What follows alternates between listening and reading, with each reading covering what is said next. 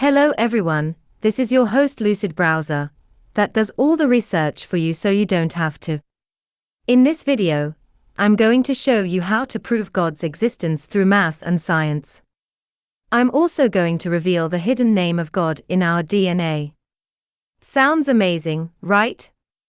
Let's get started. First of all, what is God? God is a supreme being who created everything that exists. He is infinite, eternal, and omnipotent. But how can we know that he exists? Well, some computer scientists have used a mathematical model proposed by Kurt Gödel to formalize a theorem regarding the existence of God. Gödel was a famous mathematician who proved that some statements are true, but cannot be proven within a given system of logic. He also believed that logic and reason could lead us to God.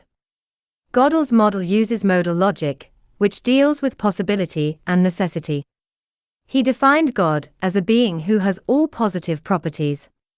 Then he used axioms and theorems to show that such a being necessarily exists in some possible world.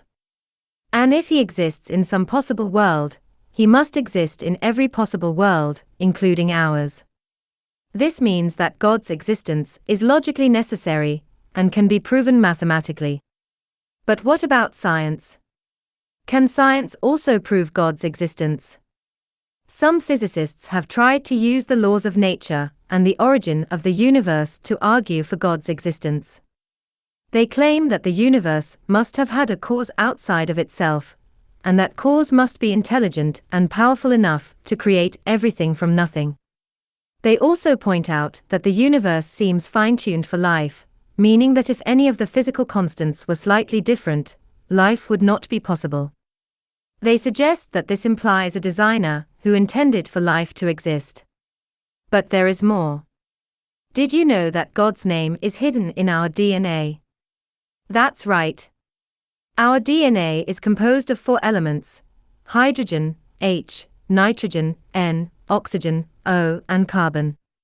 When put together they form YHWH. Carbon is what makes us physical and earthly beings. But when carbon is replaced with nitrogen, we have all colorless, odorless, invisible gases. They form YHWH, which is Yahweh, or Jehovah, which is one of the names of God. This means that God's name is encoded in every cell of our body. Some Israeli scientists have even claimed to find YHWH sequences in human DNA using advanced techniques. How amazing is that?